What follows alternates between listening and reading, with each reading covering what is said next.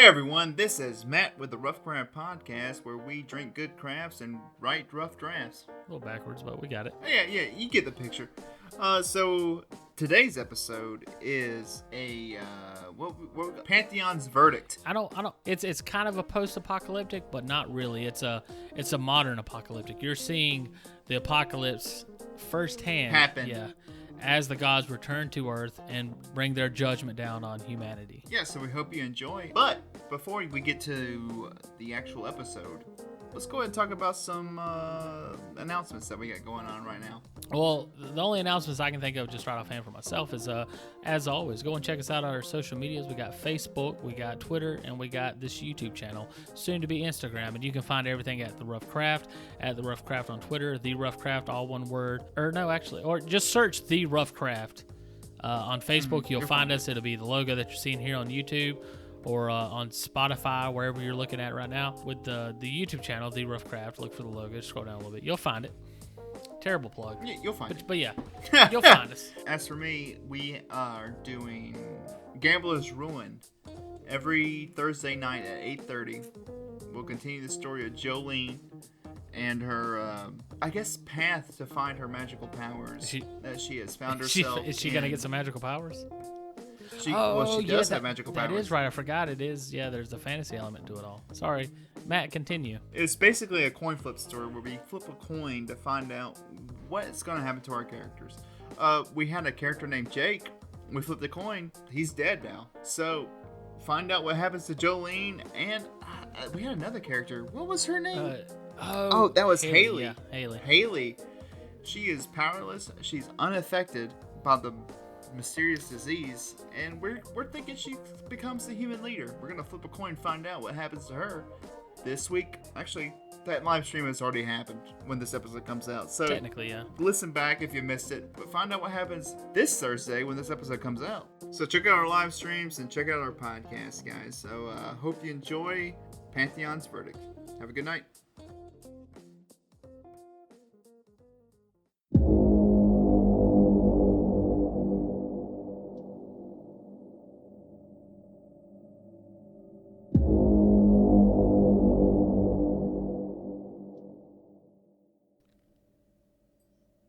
Hello, everyone. Thank you for coming and checking us out today. This is The Rough Craft, the podcast centered around creating news story ideas while enjoying a nice beer as we do so.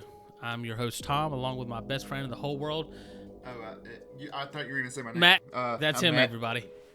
Oh, edit out that last name. That last name drop. Yeah, that's the big kicker there. I'm Tom Sawyer. Who will believe me? This what we like to do with this podcast is we like to make rough drafts while drinking good crafts. So I hope you have a beer and your imagination and a nice beer. Or any alcoholic beverage, really. That is true. Let's go ahead and talk about what's going on. Like, what are we doing today? I think today we decided to do a horror fantasy story. Modern horror fantasy. Modern horror. And I guess kind of in the spirits of like cosmic horror, like with Lovecraft, but not necessarily, not like a Cthulhu type thing, like our own take on that sort of genre, which I think with us, we're going to get more into like Greek and Roman mythology type gods and have them and kind of what the gods were gone, they're coming back and they brought magic along with them to modern society. These gods, again, it's not the Greek or Roman mythology, it's gods that we're going to create, but in a modern setting, coming back, and apparently they're not happy with humanity, and we got to figure out why and see the terrors that they're bringing upon them. Okay, so being a horror story, we're gonna tell this from the point of view of the humans, right? Yeah, I think so. I think that telling it from the point of view of the humans, I think will lend more into the horror aspect and the mystery of the gods. I think, and that helps us out with creating this because we're creating this all on the fly. So it actually gives us more liberty to not have to worry about creating these gods and fleshing them out. We'll learn about them as the humans are learning about them, so we can do it in a more slow process, which will give us more time to figure them out. But I definitely want to get into the idea of being super creative with these gods once we get to them and have I really. You've seen some of my stuff before, like the Death of Dying stuff. So I don't like horror genres as far as reading or watching it, but I love creating it because there's just I think I don't know. I think it's something about humanity where we like to just let our imagination run wild and just do some fucked up shit. It might get dark, guys. Probably pretty dark. So before we get into the story, how about we talk about today's beer? All right. Well, I'll let you go ahead and go first because I haven't heard about your beer yet. That is because I'm not drinking a beer tonight. Ooh. I am drinking wine. Really? Yeah.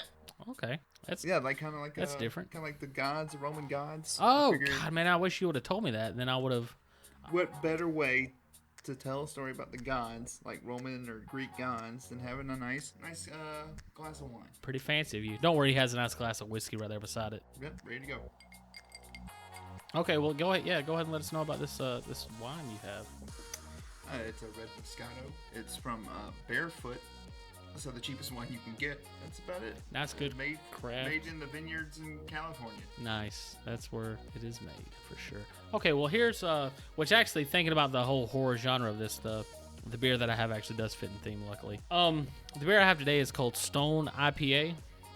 It says it's the iconic West Coast style IPA. It's 6.9% alcohol, and it's I got a 1-pinter here. I'm gonna go ahead and read. It's a pretty lengthy thing on the back here. So if you guys want to skip forward, don't. So I'm gonna go ahead and read the back of it. It says the iconic West Coast style IPA. This is the IPA that initiated Stone Brewing's reputation for hops and exposed a budding world of craft beer enthusiasts to our bold style as an emerging brewery. Long before IPAs were craft brewing's most prominent beer style, this beer was in our lineup, not because of public demand, but because we simply loved it so much. Distinguished by bright hop fruitiness. Distinguished by bright hop fruitiness. God damn it, man. We here at the Rough Craft, we love to write, we love to create, but we cannot read. So distinguished by bright hop fruitiness, piney vibrancy, and pronounced tantalizing bitterness, Stone IPA has stood tall as the epitome of the West Coast style IPA since 1997. That's a long time. No, it's not. Take a moment to savor and fully appreciate the complex tropical aromas and flavors achieved by enhancing our standard barrier with an awesome new dry hop blend. Otherwise, our classic Stone IPA recipe remains intact. After all, this is the hop-forward IPA that's inspired countless others, including our own lineup of IPAs, double IPAs, and triple IPAs that have collectively earned Stone a reputation as one of the most passionate and artful hop-driven breweries on the planet. God damn. Told you that was long. That is. That was. There. What's the theme? It just says Stone IPA, and the logo that it has on it is like a demon. It's like maybe Satan himself. Okay. I'll post this on the Facebook later. Yeah, I'll post my bottle of Barefoot Red Moscato. Maybe we can go and open up Instagram and do it there. But yeah, it has like this really cool like demonic looking thing. Like it almost reminds me of like a goblin with horns, and like kind of like it has like the, you know how demons will have like the little bony thing on their foreheads going up. It has that sort of thing.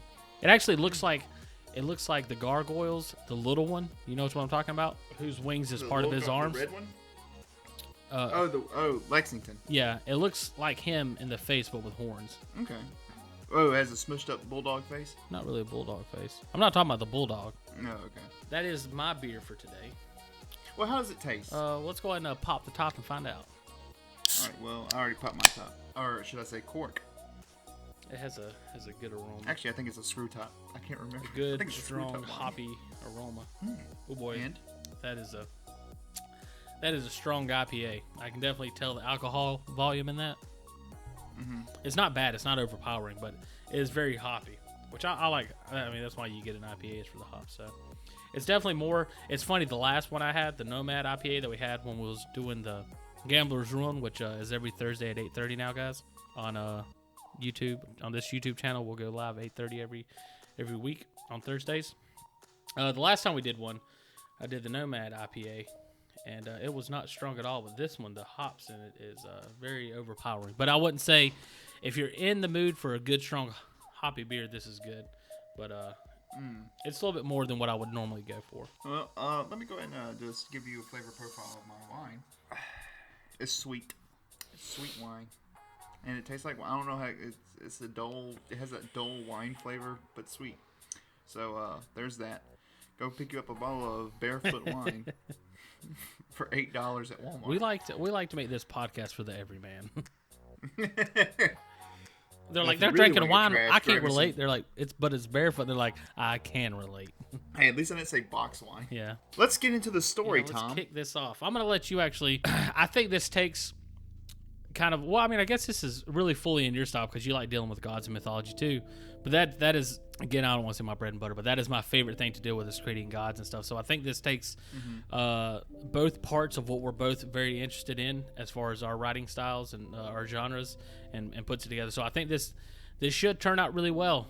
I'm hoping. I'm really looking forward to some super creative stuff. I'm looking forward to hopefully finding something like what I always go back to, and you guys haven't heard this yet unless you watch on our YouTube channel, is the Pirate's Life from Mage. What I'm really wanting is to find something like that, Pirate's Life from Mage, where we created the wands, which is a unique thing to that world, and I want to have like a cool signature idea for each world that sets it apart from other stories, and makes it unique. And that's kind of what I like to have here. I don't know what it doesn't have to be like an item or anything. It could be something like a god and a type of god, just something very unique to this story and this story alone is what I kind of go for. Yeah, and I'm gonna podcast people won't be able to see this, but if you go check out the podcast on YouTube, when we talk about a god, I'm planning on having an image that as close as it can be from what we're describing that I can find on the internet. Oh, you talking about whenever you put the YouTube video up? Mm-hmm. I got you. Okay, cool. A little neat extra little bit there. Yeah, just a little extra little tidbit so you can try to kind of envision because we're gonna go. My plan is it's gonna be some big, like not necessarily Lovecraftian, but just some. Have you ever? Tom, you ever played Dante's Inferno? No, I never played it. I did did see the mini series of it. The anime world's different art styles as he descended through the different levels of hell. Yeah, I'm planning on like I have a vivid, but that can wait till later, till when we get to the gods. Let's go ahead and start off. Where exactly is this taking place? Well, just real quick, I wanted to tell you, I got a little bit of worry going on right now because I've downed 2 beers. And like I said, I haven't eaten yet, and those first 2 beers gave me a good buzz. This is 6.9, and it's already hitting me a good little bit. So I already got a good. I don't want to say I'm drunk yet, but it's getting there. So it's time to start sipping. That could be. It's time to start nursing that beer. I've been sipping. That could be good. Grab that could some be bad. water. Grab some water. Slow your roll a little bit. You saying that just makes me want to chug it. All right. I think. All right. I think so we're good there. I'm not gone or anything. I'm not. So where do you want this to take place, Tom? Oh man. Well, I'm thinking either New York or Atlanta. Well, see, what I was gonna say. Do you want it to be rural or urban? Well, see, we practice this concept in Gambler's Ruin 8:30 every Thursday on YouTube. Multiple characters. We don't have to follow one guy. We can follow 2. Yeah, I'm thinking 2 characters. Okay, at least. At least 2 characters. Which we kind of did that with the Pirate's Life from Mage. I'm sorry to keep referencing that, but no, yeah.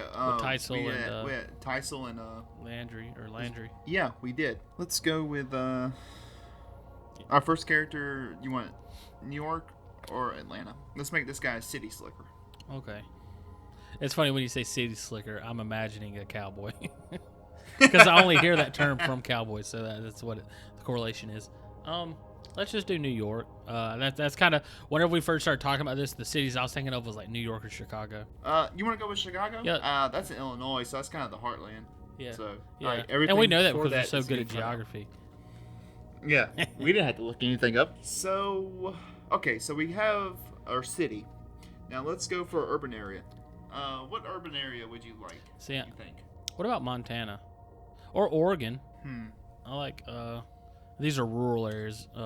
Chicago's urban. Like farmlands. Kind of like farmlands.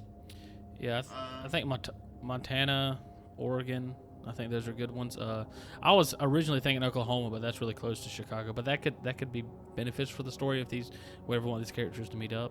Oklahoma's not close to Chicago. Illinois, well, Illinois is up there, up north. Would you say that Alabama's close to South Carolina?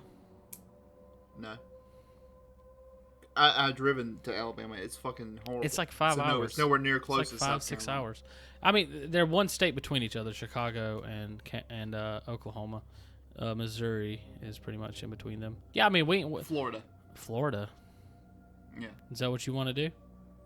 Yeah, let's go Florida. Okay, that's not west, but okay. Where at in Florida? That's deep south.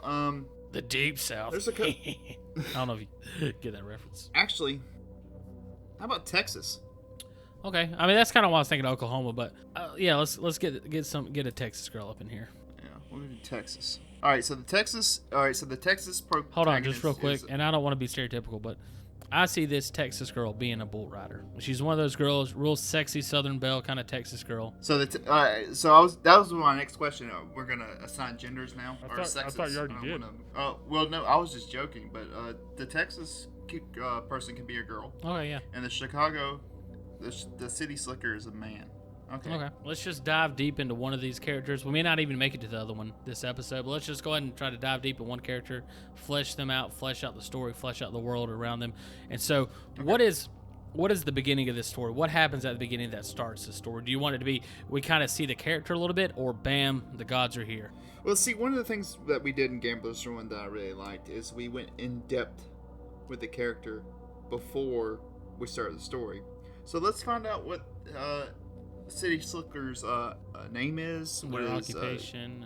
Occupation. Okay.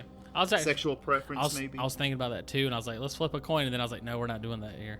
We're not doing Gambler's Ruin. So City Slicker guy. There's two different versions of a city kind of guy that I'm thinking of, either like a businessman type person or like a hipster style guy that just likes the city.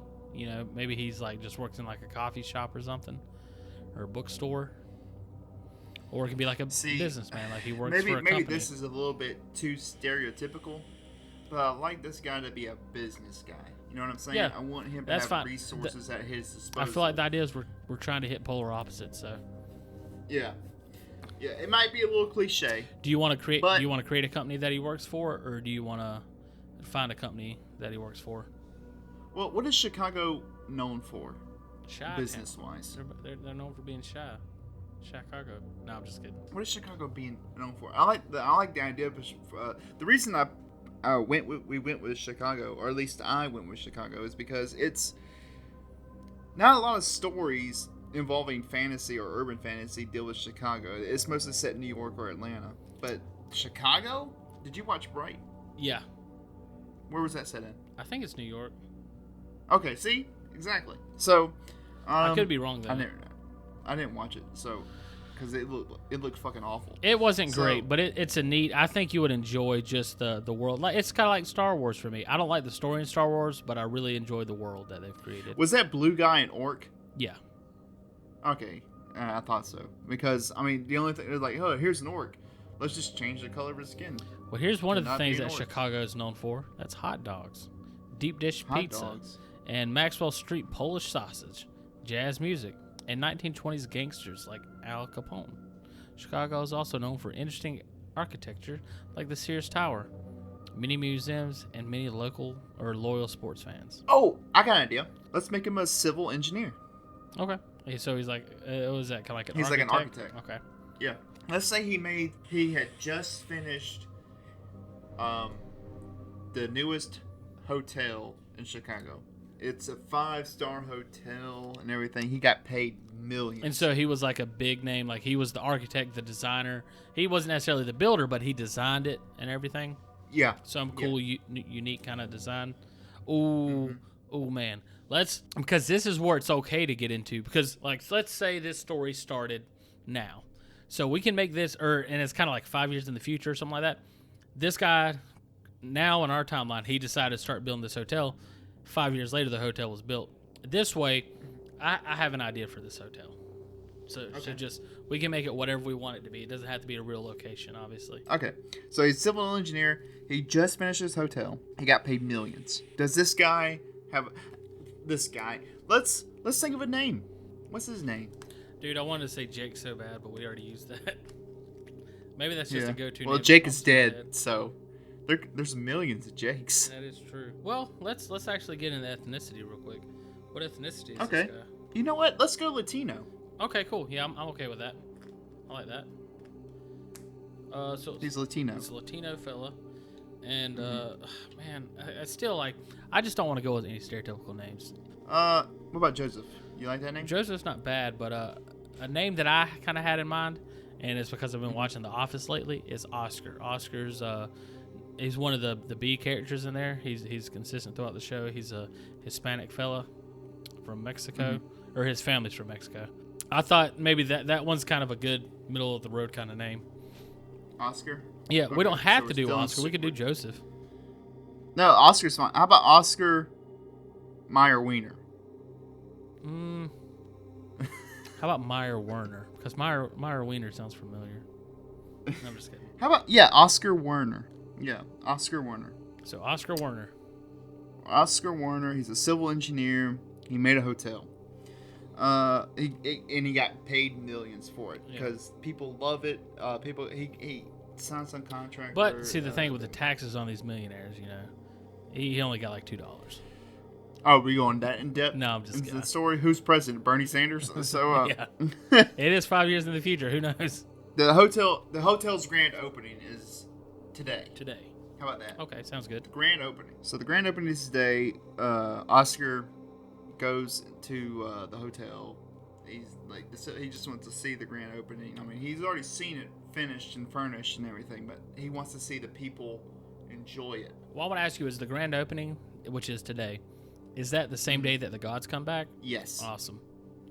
Yeah, that's now this is a fucking event. Well, let's say this is. Get what I'm saying? How long does it take to build a hotel of this magnitude? Let's say 5 years. Okay, so we'll say that this is the technology that they wanted in it, the updated codes and everything. They wanted this hotel to be perfect. It would stand hurricanes, even though Indiana. Well, let's say that this hotel was completed on March 4th, which is the day we're recording this. March 4th, 2025. That's when the gods come back. In the year 2525. So the gods come back, but not yet. They hadn't come back yet. It's noon. Let's say it's noon. Okay. And he's getting prepared for the party.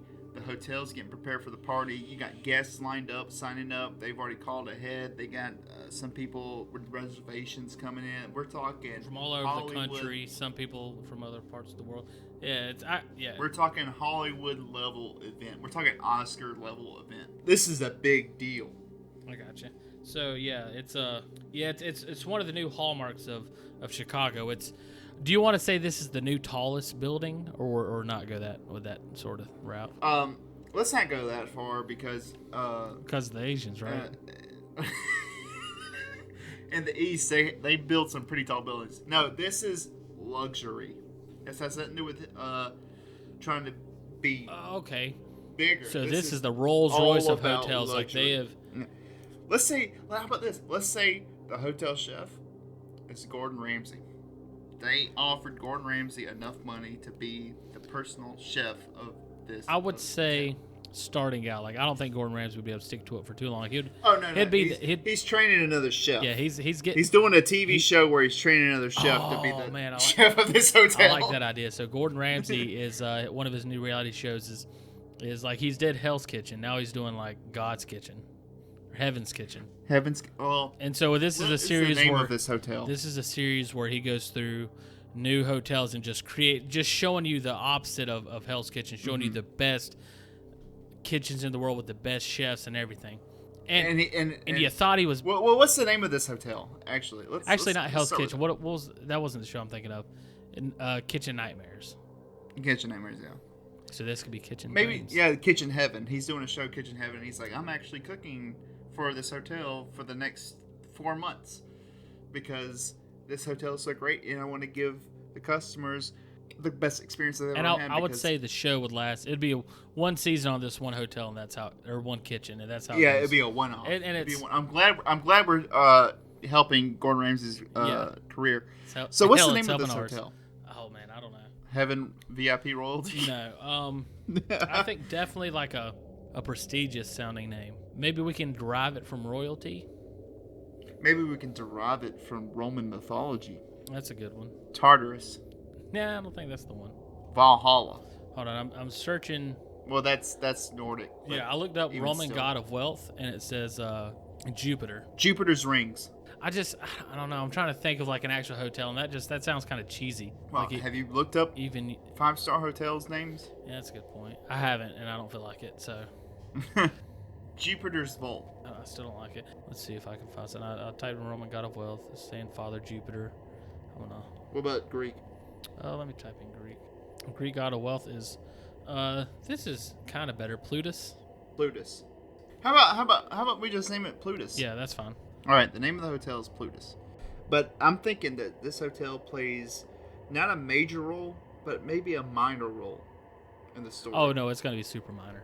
At least if it goes the route that I'm thinking, you can veto it. But we'll find out when we get there. Now, do we switch to the Texan girl now? Because we got Oscar getting ready for the event that's coming later tonight. I would like both characters be at the spot they need to be. Yeah, let's do that then. For when the gods come. Because what I was thinking is we was going to continue this story and then go over with the way, like, pretty much see the gods coming back in this one and then go to the girls. But I also like the idea that you're saying we're just building up that suspense. Yeah, building that anticipation. Because we know it's coming, but we want to find out where our characters are at the moment. What you gotta do with those fries? Hamburgers, I like your style. 2 for 1 apple pies brings tears to my fucking eyes. Every bite, I swear I'll savor over 1,000 different flavors cooked by the hands of hick masturbators. No, God, no. We'll talk about that later. Also, I'd like to go ahead and take this moment to go ahead and talk about our today's sponsor, Raid Shadow Legends. Start today for free. All right, switching to the Texan girl. Let's go ahead and start off with her name and Holly. ethnicity. What do you think? Ethnicity. What do you think of Holly? Holly? Mm-hmm. All right, Holly what? Jessup. Well, it depends. What's her ethnicity? I figure she'd just be white. I mean, we can go something White? different if you want to, but Holly Jessup is the name that I have right now, but if you can Jessup. Holly Jessup. Okay. Last names don't really matter because we haven't. Yeah, that's what I was thinking too. We'll just should be Holly from here on out. Holly and Oscar. So what is Holly's occupation? I know you said something earlier. She's a bull rider. I would say she's a bull rider. Here's the picture I'm getting is like she works as like a waitress or bartender at a not like a big name bar, but like a bar that gets a lot of traffic. They have a bull riding thing there. One of her things that she does is she goes and rides the bull, like the bull machine. Mm-hmm. And I don't know what those are called. But she does that from time to time as a way to get extra tips and kind of like and build up morale and like just customer, excitement. Have you seen the movie Ugly Coyote? Coyote Ugly, yes. Yeah, that's kind of like that. Kind of no, because Coyote Ugly is a bunch of hot bartenders that get on the table and dance. She's doing something similar to that, but she's not doing it like that. And on her side, it's kind of like some people play baseball as they grow up. She's always ridden bulls, so that's why she's so good at this. And it's kind of like it's kind of like a novelty act that she does for customers and stuff to bring in extra money. And people will come to this bar just to see this hot chick riding this bull. And she uses that. She knows that's what's happening, and she uses. So she's attractive. Oh yeah, so she uses that for to bring in customers to make her more money. But on the side, she's an amateur bull rider. She makes a little bit of money from it. She goes to rodeos on the weekends whenever they're open. Does competitions, and then the surrounding states and stuff like that. But she's not a professional yet. But that's her dream, is to become a professional bull rider where she can do it full time. Very passionate about it. Beside Holly's name, I drew a bunch of fire to show she's hot. So her dream is to become the best female bull rider in the country. Okay, her dream is to be the best bull rider. I mean, this is pretty quick and to the point. Is she working a bar right now, or is she about to start her event? Maybe she's on a bull when the gods come. That's what I was thinking would be good. She's on a bull. What time do you think? Because let's say the hotel event starts at 5:00. Well, here's what I was thinking is, let's say the hotel event starts at 5, but we let it go on a little bit. Like there's people coming in, guests booking it up and stuff. And the event where the gods come back could be later, because if she's running a bar, I would say around somewhere between 6 and 8 would be when the gods would, or whenever the bar would be really popping off, drinking, people coming in after work, and she's able to kind of No, get no, her no, show no, going. no, no. You talking about Holly? Yeah. I think Holly should be on a bull, like riding a bull when the gods. Yeah, yeah, I agree. So we got to make sure that time lines up. Like Okay. I don't think at like 5 p.m. she would be on the bull. I think it'd be more somewhere between 6 and 8 that should be on the bull. So that's what I'm saying. I think 8 o'clock. 8 o'clock. So I think 8 o'clock is when the gods come. okay, so 8 o'clock, March 4th, 2025, the gods come. So the hotel, the grand opening, we can say is at like, hell, you could say it's at 12 o'clock in the afternoon.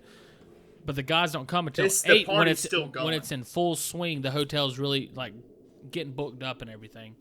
They've been processing people for hours, and maybe once the hotel's filled up, and they've kind of started, they're still busy, of course. But once they got filled up around 8 o'clock, that's when the gods come, like right when it's at its maximum capacity. Well, I think right when the party is hitting off, you got people on the roof of the hotel dancing. Yeah, that's a good There's point. a Yeah, DJ on the roof. yeah, they'll be They're partying. Our boy Oscar is sitting.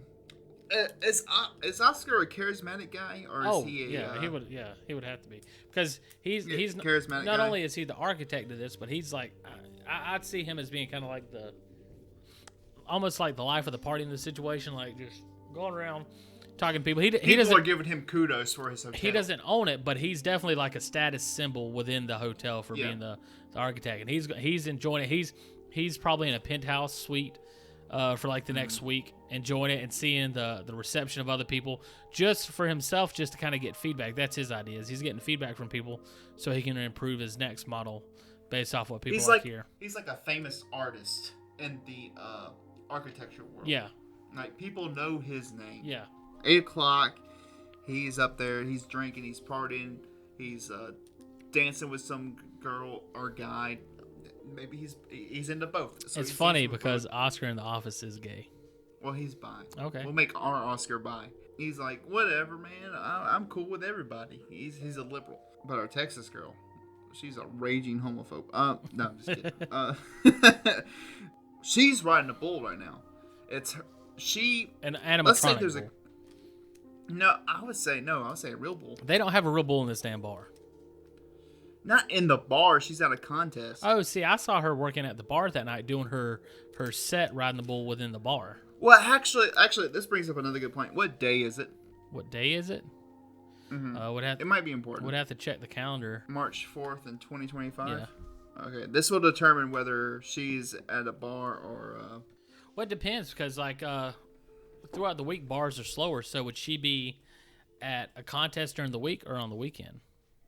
If it's going to determine it, like you said. March 4th is on a Tuesday, so... Would you say she'd be at a contest on a Tuesday because work's slow and that's when it goes on? Or would the contest only be on the weekends? I think the contest will only be the weekend, so maybe she's on the mechanical bull. Okay, cool.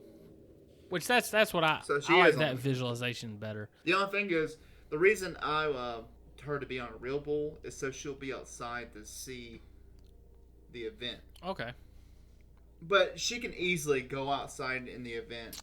During the event, she could be riding. Run out she the could be bar riding. and look. Or she could be riding the bull as she finishes her set. She goes outside to have a cigarette, and she's like waving to people as they come in. And then from the distance, she sees a colossal figure walking towards. Now hold on.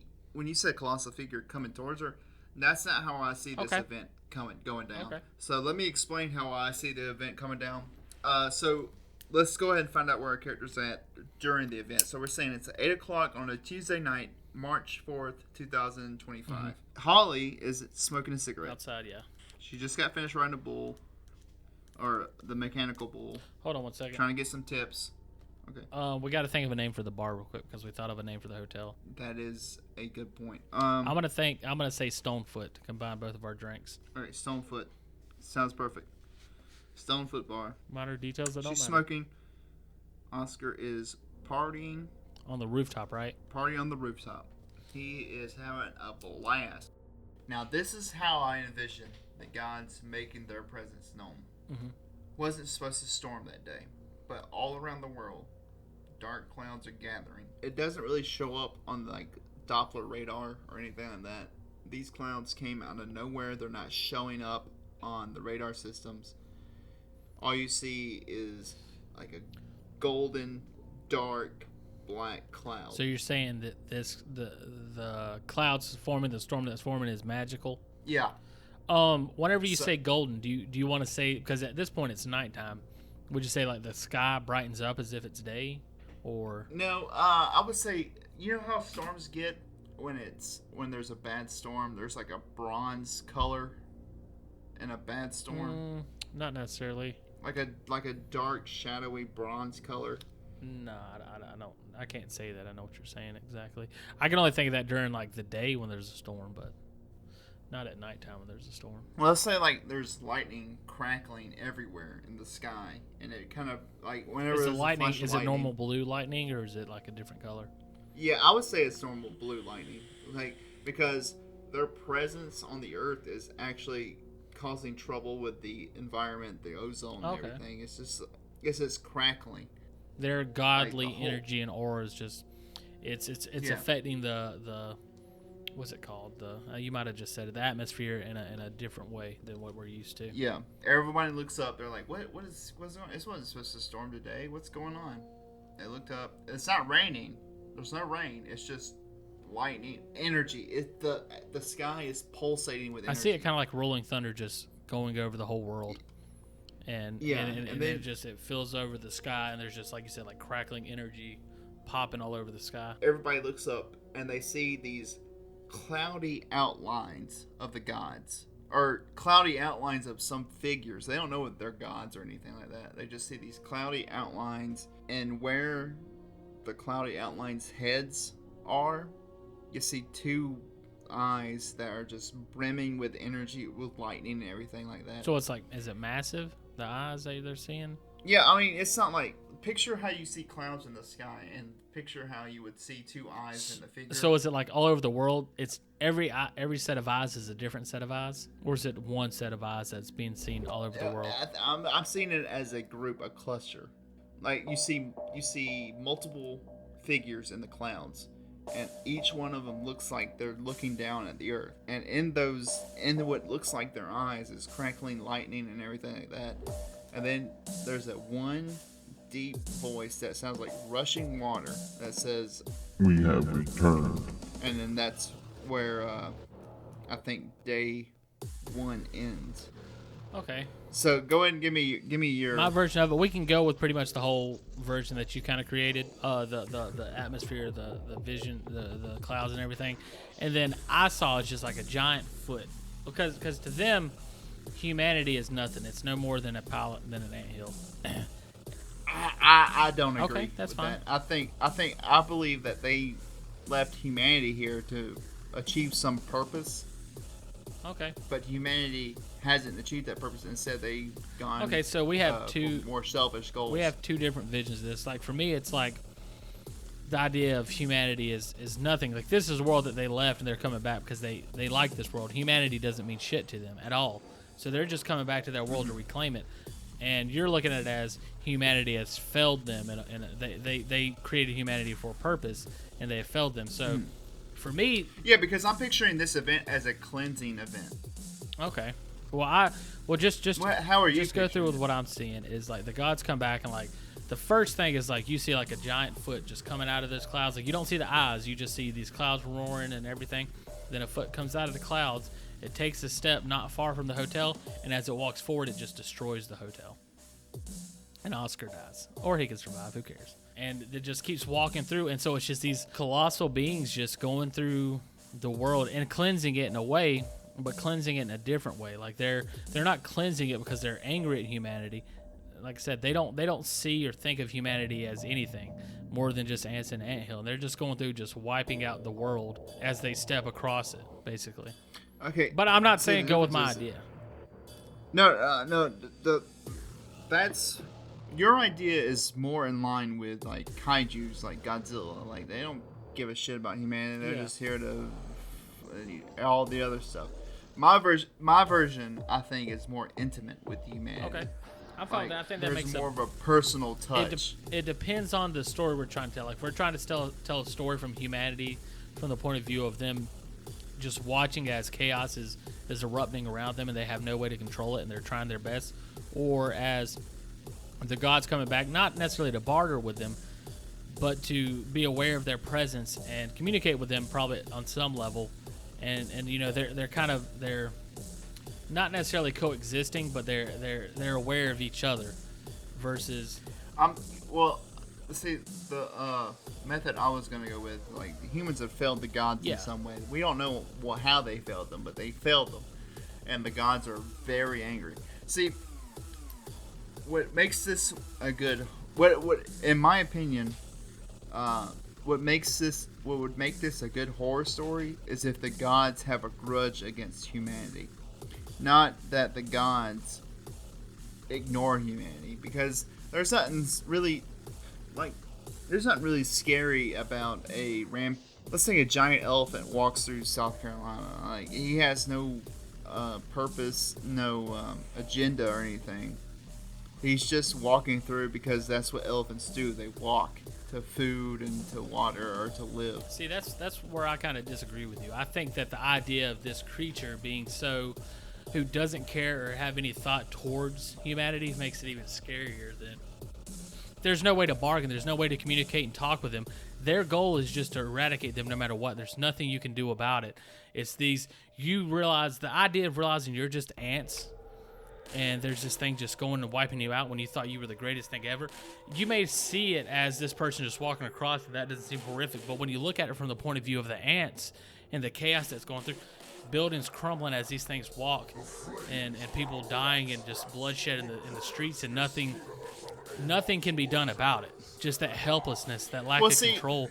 Well, yeah, there can still be helplessness in what I'm going for, but the thing is, an elephant or a creature who doesn't regard humanity as anything of significance to where it needs to pay attention to, doesn't give any of its powers or anything agency. You know what I mean? So, say, like, the gods put down a couple of creatures who are coming down to hunt humanity. Gods who don't regard humanity as anything other than bugs won't do that. I mean, they still. Oh, yeah, I see what you're saying. But I mean, yeah. I mean, I'm only defending my point of view because we're still talking about it. But I'm totally fine with going with yours. So we can just go with your idea.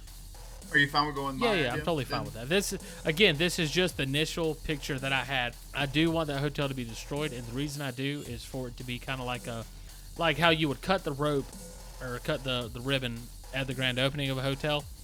The hotel being destroyed was kind of like the cutting of the ribbon of the end of humanity in the eyes of these gods. Not necessarily they picked this hotel, but symbolically is the idea. How many gods are there? You can see how many gods. See, that's something that I was curious about too. Do we want it to be like a small number? Do we want it to be like almost an infinite number? And again, it depends on the feel that we're going for. If it's the feeling of total helplessness and lack of control, like if there's gods up there, so many gods, almost an infinite amount. Like the amount of gods is the amount of humans.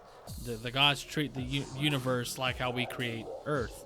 Well, keep in mind, I would like the number of gods to be small so we can describe each one and give each one a name. But I mean, even still, just saying we could have literally an infinite amount of gods and only key in on the ones that are affecting the areas that we're in. So it could still only be like, 6 gods. Well, we can still do that. How many? Like, say 6 gods is the only ones that we focus on within the 2 areas we're describing, but this is happening all over the world. Not even just all over the world, but all over. But I mean, again, yours is specific to Earth and humanity. Mine's more broad. So yeah, we'll go with whatever you think as far as the amount of gods we. I'm thinking 5 or 6. Okay. Give me a number and I'll write it down. In the notes. Let's do 5. 5 but see, gods. at the same time, are these gods go over the whole world doing this stuff, or is it only just to the places that we're dealing with? So are we going to deal with all the gods in these areas? What's going on with China? What's going on in Russia? Well, you gotta think. These gods have minions. They have angels. But I get that. But I'm saying, like, if we're gonna see all of these gods, but we're only gonna see them from the perspective of these characters that we've created, how are we gonna see all within these 2 locations? How are we gonna see these 6 gods if these 6 gods are doing this all over the world? How are they gonna become main characters if we have the whole world to deal with? well, that's where the story has to evolve. 'Cause- And to seeing each respective of these five gods. But right now in the clouds, if we're going with my idea, where they appear in the clouds and they're cloudy figures, like you can't really see them. They're silhouettes basically of cloud. They're a silhouette of clouds. You can see five major figures. But we could also in the we could sky. do the idea of these gods, like the idea of being in one place at one time isn't something that they have to deal with. Like the ability to traverse multiple dimensions and stuff is something that they can just innately do. Like we can walk, like we can jump in the air. So they could be all over the world doing the same thing everywhere and doing it all from the same thought process, as if they're doing one task. Just because the mind and thoughts and ideas of gods are just totally beyond what we can comprehend. So we could go that route if you want to. But the idea of all these gods being in these two places when there's a whole world out there, that doesn't make sense to me. Unless we say I'm what not I'm saying saying. that they're in just these two places. You're saying that the range of effect, we're only going to see these two places. I'm saying that we create a story where it's not just in these two places. Okay, so maybe we can. Well, I mean, you're saying they're seeing all these gods in the clouds and stuff. Yeah, at the beginning, at the day one. Okay, so But these gods come down on maybe later in that night or day. Day two. there's possibly more characters that we're gonna follow throughout the story. Then is that what you're saying? Either that or characters move around. Okay. Well, yeah. Okay. We'll see how it goes. So right now we got two main characters, 5 gods, and right now the story is the 5 gods appeared. I want to kill somebody before we leave, man. You want to kill one of our main Just characters? kill somebody. It right doesn't now? have to be a main character. We got to kill somebody. These gods have Oh, you want to show that they mean business. gods have came to Earth. They are here to cleanse Earth of humanity. Their first task is going to be they're going to start doing something. They're going to do something crazy. That's why I kind of wanted to have the hotel destroyed, or have the bar destroyed, or have them see something off in the distance just be completely obliterated. Like, these gods are here with a purpose, and if they're here and you can see them, then that means they're already enacting that purpose onto the world. Okay, let's say, are we sticking with the silhouette clouds, the cloud silhouettes? Yeah, I mean, or we could have them. We could take one god and just go ahead and hit one god real quick, form them. Yeah.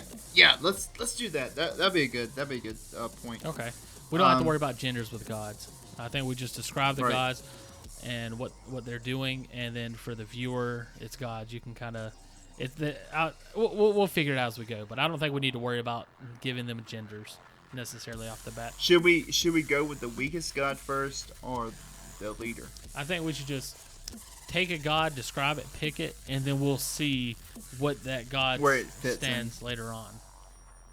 Okay, so let's go ahead and start with so all our characters looking Now, real quick, and you then- wanted to have this what- like a Greek Roman god kind of thing. So are these going to be gods where they have, like, you have the god of wine, you have the god of storms, the god of the sea? No, I'm thinking a god should not have a human limitation. You know what I'm Yeah. saying?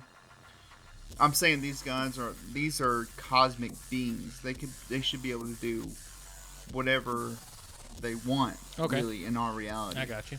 So like, there's no like god of lightning. There's no god of wind or anything like that. These are gods. Like, they can do anything, pretty much, in our reality. Okay.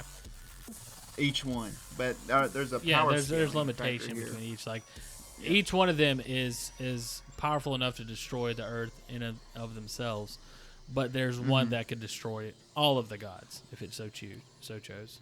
Yeah. Got you. So let's go. So our characters see the gods in the sky, cloud silhouettes, and then one figure pops out. Now, this is the most interesting part to me that we're probably going to argue about the most. Maybe not all the time, but I think this one, because we're going to have two different ideas of what this god should look like. What is this god to you? What is his form? Is he a humanoid? Is he a critter, or what? I'm trying to think of a name for the god. I had a name that came. I had a name that popped in my head, and I wanted to kind of run it down, and I kind of evolved a little bit. Originally, I think it was Menorcalite. and now Menorcalite? yeah, now it's Menorcalac. Menorcalac. That's alright. Menorcalac. Okay, so that sounds elemental to me. Okay. Menorcalac. Again, I mean, this is just a name. We could. I come up with a name usually, and I tweak it here and there to get the right sound coming from that I want. Like I don't like the orc sound in it, so it could be Menorcalac. You know, I mean, you could. Menorcalac, Menorcalac. But usually, God names, I want them to be difficult to say and uncomfortable sounding, especially gods like this. All right. So I'm gonna go with Menorcalac. Are you in agreement with me that this sounds like an elemental?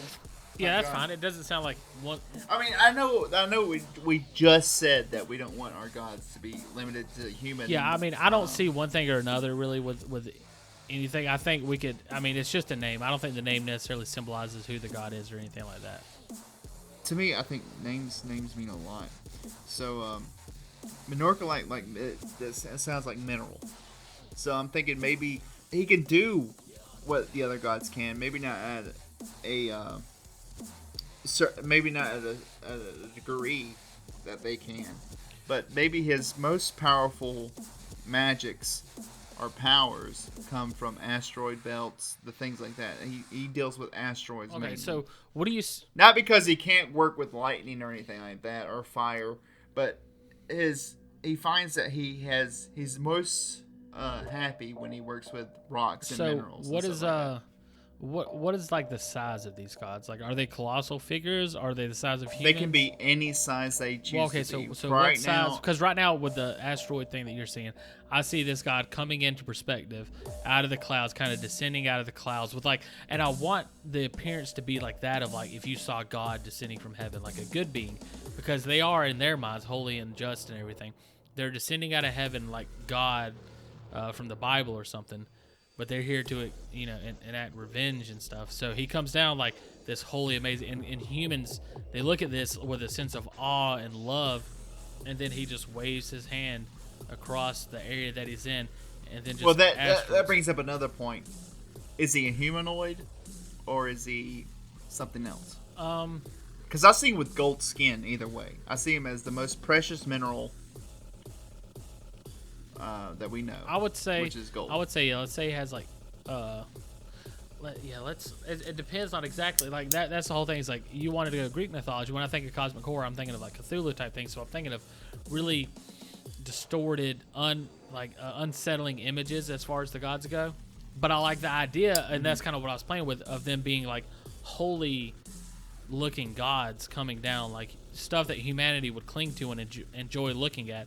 They would be beautiful to the eye, but they're just bringing terror down upon humanity. I think. How about this? comes How about with this? contrast. I think at first they're beautiful to the eye to make sure they have every human's attention, but then they slowly devolve into more kind of like demonic looking. Well, I see this guy figures. then coming down, being humanoid looking, like a solid golden humanoid with flakes and specks sparkling of diamonds and emeralds, different sort of minerals just sparkling off his body.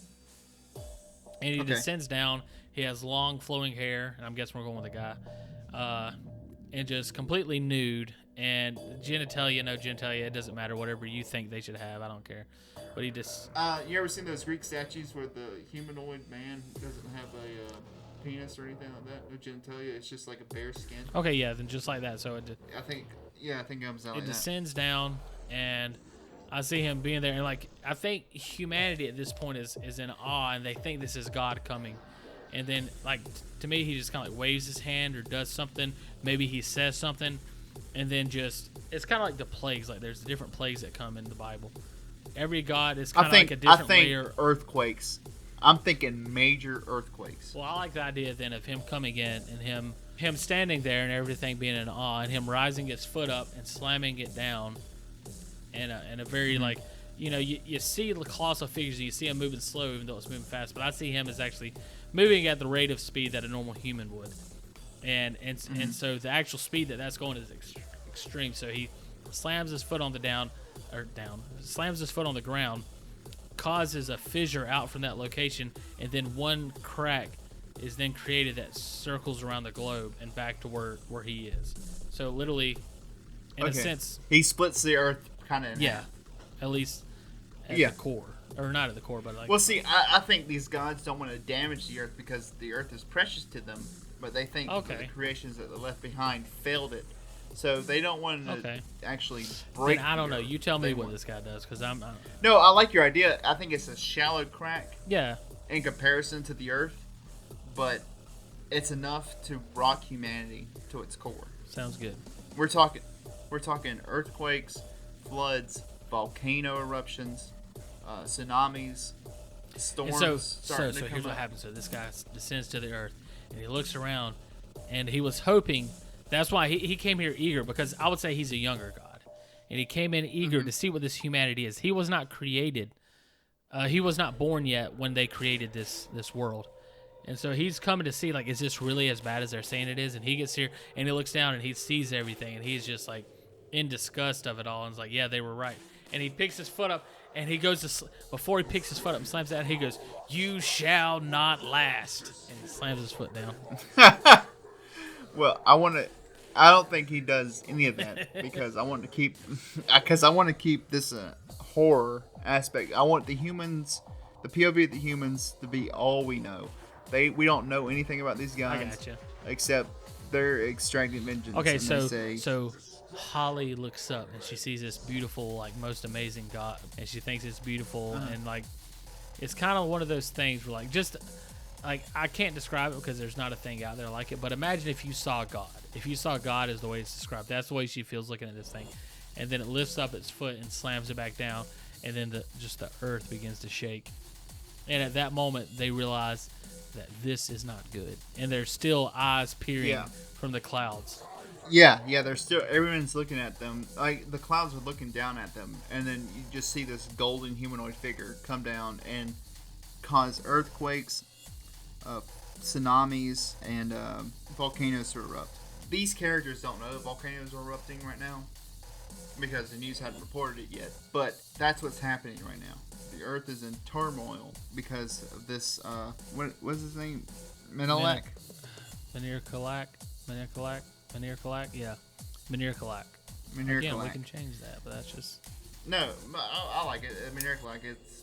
And the names are more for us than it is for the characters in the story. Yeah, so we know which guy we're talking about.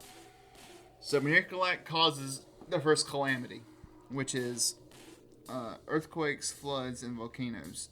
And I think that's where they signal that the gods have returned, and they're displeased with humanity. So I think that is a good stopping point. Okay. I agree. That's a good stopping point. Yeah, where humans are faced with turmoil. We'll find out what happens on day 2 of the gods returning. But day 1 ended with Menir Kalak coming to Earth and shattering the Earth, basically. Yeah. We'll find out what happened to the hotel on day 2. We'll find out what happened to Stonefoot. Yeah, I was going to see if he was going to remember And that. we'll follow our 2 characters. Yeah, looking forward to it. All right, everyone. That was part 1 of, and I think we're going to call this episode Pantheon's Verdict. What do you think, Tom? You like I that think name? it sounds like poop. Nah, it sounds good. It's a good name. Okay. It's a joke. So, It's a good name. part 2 will be out next Tuesday. I hope you enjoyed it. I think it was a good story. I can't wait to get back into part 2. And I hope you join us next Thursday, and maybe this Thursday if you're checking this out early. Rough Craft on YouTube at 8:30 every Thursday. We do another story called Gambler's Ruin, and that's where we look into the perspective of an electrical engineer named Joe. We travel with her adventures into another post-apocalyptic world. So I know the theme of this month is, I guess that, well, I would guess the theme of this month is post-apocalyptic. Wouldn't you say? Yeah, it seems to be the case. I don't know what would have triggered that sort of thought. Is there anything going on in the world? Could be the coronavirus. Oh, that's... Thank you, YouTube tags. That's it. Yeah. Also, I want to encourage you guys to go out and check out our Facebook page, our Twitter, our YouTube channel. All is the Rough Craft. You can go and search as the Rough Craft. I think on YouTube it's not all one word, but on Facebook, the Rough Craft, all one word. Twitter at the Rough Craft. Go check us out on our social media. Soon to be Instagram, which will also be the Rough Craft, all one word. And just give us a like, share, spread the word. Yep. So I hope you all enjoyed tonight's episode, and we will see y'all this Thursday or next week, whichever one you decide to show up to. And this has been the Rough Craft Pantheon's Verdict. Hope you enjoyed episode 1, part 1. Good night.